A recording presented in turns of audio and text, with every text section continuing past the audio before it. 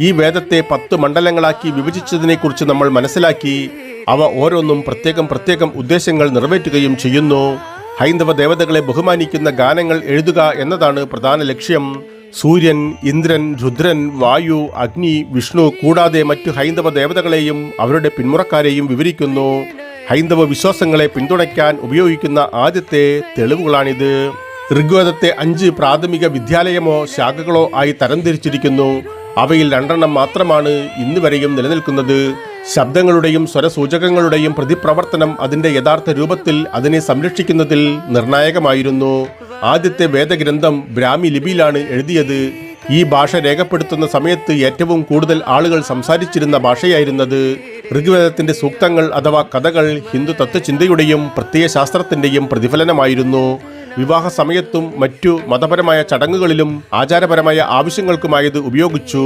ഒരാളുടെ ജീവിതത്തിൽ നിന്ന് രോഗവും വിവിധ തരത്തിലുള്ള നിഷേധാത്മകതയും അകറ്റാൻ നിരവധി ആകർഷകമായ ആവർത്തനങ്ങൾ ലഭ്യമാണ്.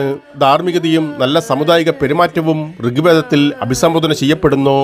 ചൂതാട്ടങ്ങളും സദ്ഭരണ നടപടികളുടെ ശരിയായ നടപ്പാക്കലും ഉൾപ്പെടെയുള്ള നിലവിലെ പ്രശ്നങ്ങളും ഇത് കൈകാര്യം ചെയ്യുന്നു. വേദകാലഘട്ടത്തും വേദാനന്തര കാലഘട്ടത്തും മതപരവും ധാർമ്മികവുമായ പ്രബോധനമായി പ്രവർത്തിച്ചു.